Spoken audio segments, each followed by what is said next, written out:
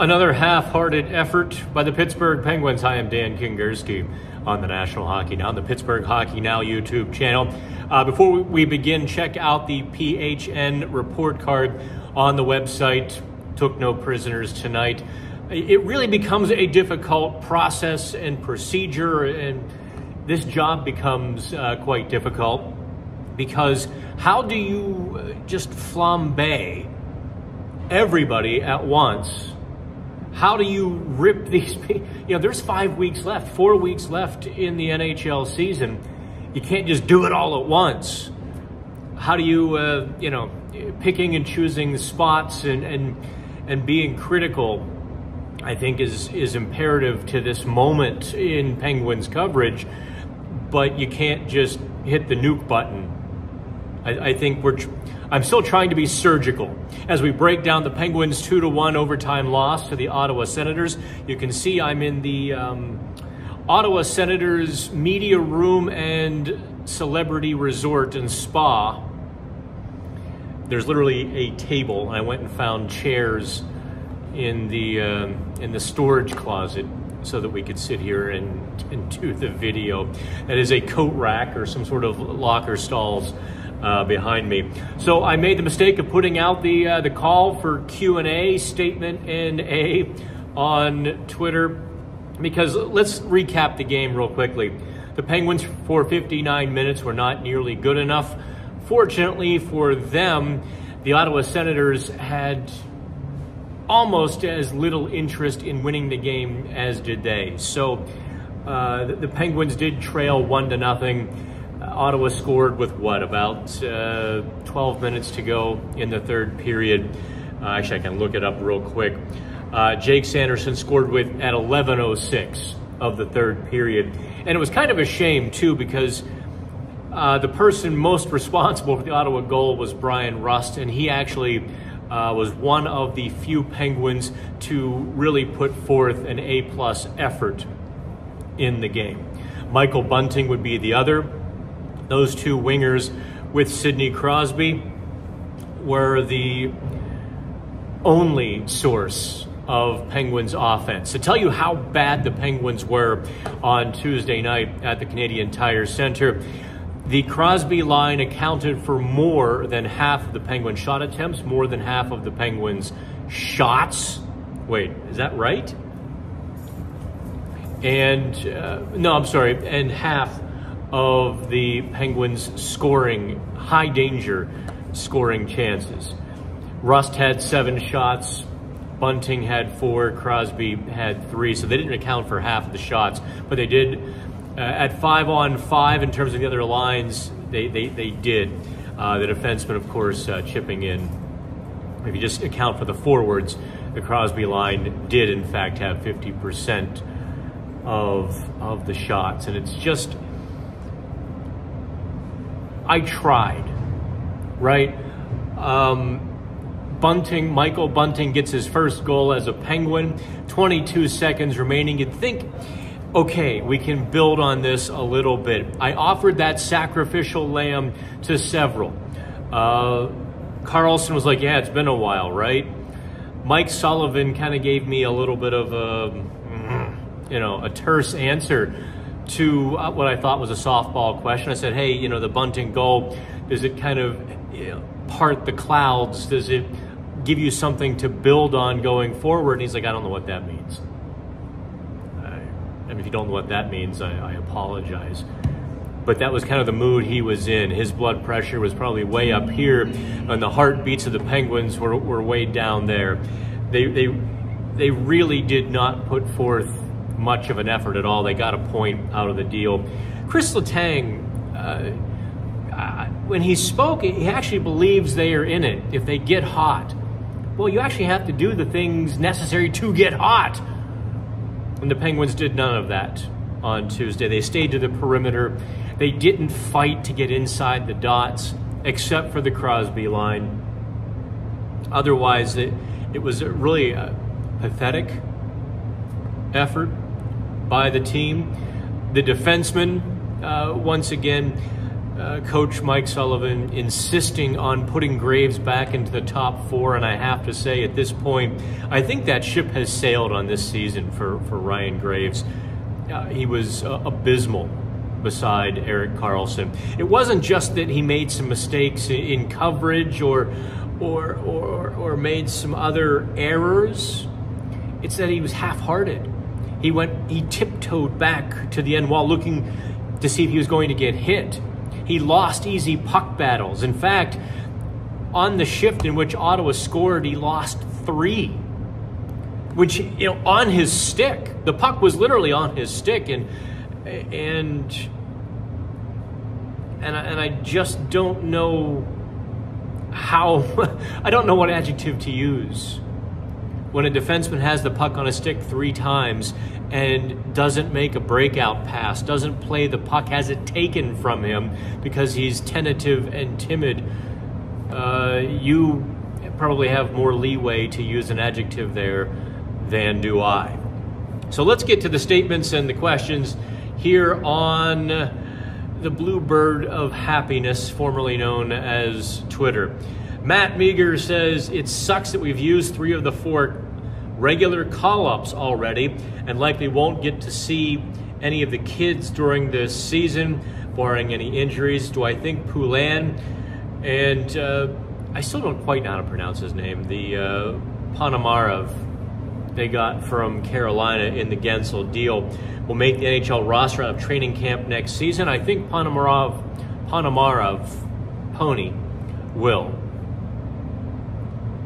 I have to think at this point, if Sam Poulin hasn't been called up, that if Jonathan Gruden was called up ahead of him, I think at this point, maybe the Penguins organization is going a different direction this summer. That's my reading tea leaves. That's not anybody reporting to me. I don't quite get it either.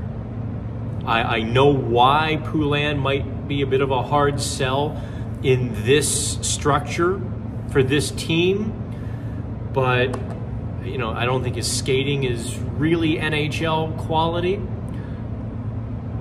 But you never know. He's been good enough in the AHL where I thought he deserved more of a look. I mean, look, they gave him a look last year. I don't quite know what to say about that. It confuses me too, but that's probably as much as I know. Matt H. Oh, here's the home run ball, right? Will Sullivan and Reardon be back next year? If so, why should fans be excited for different results if only a few minor changes have been made to the lineup? Well, Matt, let me work backwards on that. If the Penguins, if Kyle Dubas makes only minor changes, it will be a gross moment of incompetence, actually. It'll be, what's the malfeasance? That's what I'm looking for. It would be gross malfeasance to make only small changes to this roster. Let's tackle the Sullivan and Reardon. I do not believe Todd Reardon would be back next season.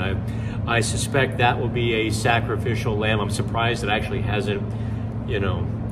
Maybe I was actually kind of expecting it to happen during the season as a little bit of a shakeup. I think there have been too many defensemen who have taken a step back, from Graves, from Joseph, and the lack of progress from, say, John Ludwig, Ryan Shea. It doesn't offset the good season by Chris Letang and Marcus Pettersson. So let me adjust this down a little bit. There, so I can lean back a little bit. Adjust the chair. I've held my fire on Mike Sullivan, and I'm going to continue to do so. I don't think he's a primary problem. I do think the question is legitimate to ask if he's part of the solution, however. And that's as far as I'm going to go on March 12th. I certainly am forming opinions, but if I say yes or no, I'm just not ready to be held to that answer yet. And I hope that's okay, because that's a big one. Look, I work here, you know what I'm saying? You ever go into the boss's office and demand a coworker be fired?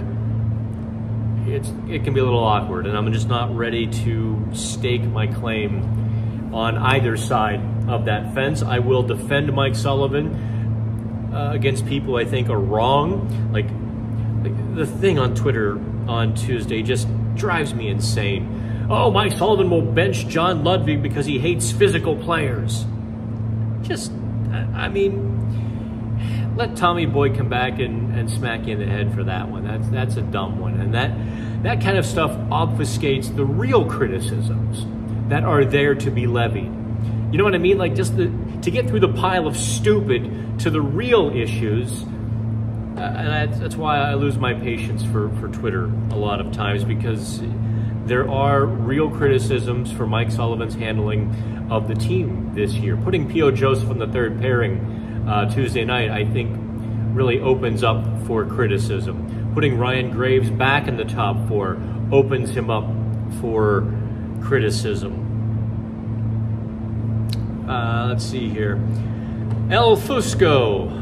Should they just tank for the top 10 pick? Now, I had about half a dozen of those questions, so El Fusco, I'm using yours. To answer that appropriately, I want you to imagine you are coaching the Penguins. I want you to imagine walking in that locker room, looking Sidney Crosby in the eye and saying, I don't care if you win. Go ahead and tank. Go ahead and lose tonight. Go ahead, look around the room. These guys who are paid to play hockey, who love it, you know, the passion in that room, even if they're heartbroken right now, go ahead. Go ahead and tell them to lose, or that they're allowed to lose and it doesn't matter. Tell them that, I don't care what you do tonight, and walk out of the room. That's what tanking is. So I hope the answer is clear after that. David B., what's up with Sid? Just read he has no goals, 2 assists, and -10 in his last 8 games. It isn't due solely to Gensel's injury and subsequent trade, is it? I have detected, yeah, I think Sid is hurt by the recent events.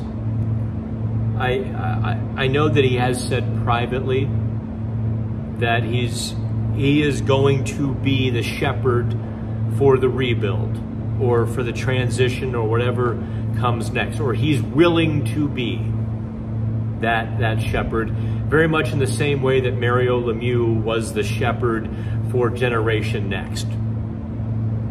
Could that change? Sure.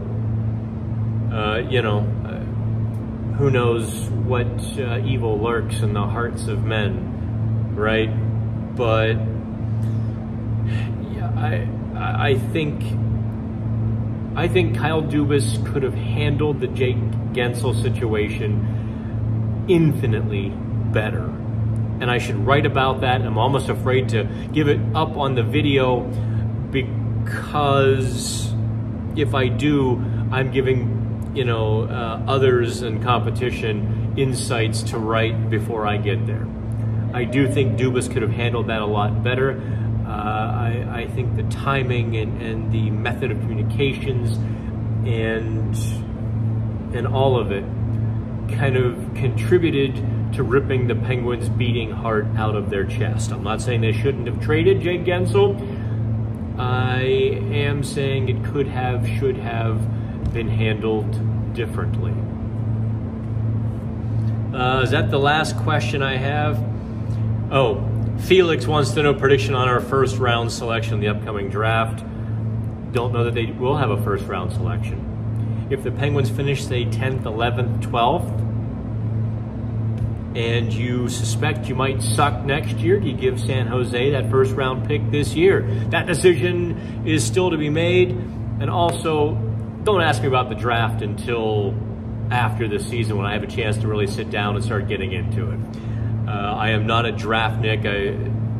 I won't get there until I start talking to draftniks and picking their brains and putting eyes on prospects. I do kind of feel like I've gotten the last few right on who the Penguins should have taken. And that includes advocating wholeheartedly for Lane Hudson that was 2 years ago in Montreal. That will go down as a painful miss for the Penguins. Lots of people advocating for tanking and losing. Can't help you on that one. The Penguins are going to keep trying to win. So there you go. That is 15 minutes, and I've got an hour drive from here to my hotel in Brockville. Gorgeous little lake town. Unfortunately, everything... Tried to grab a bite to eat at 9 o'clock last night. Nothing. Unless I wanted McDonald's or Pizza Hut delivered. And I'm gaining too much weight as it is. So that is that. It doesn't sit well with me either. This isn't any fun to cover. This isn't any fun to write about. Do me a favor, like, subscribe, and join PHN Plus. We're going to stay on the road throughout the course of the season, believe it or not. So there you are. Have fun.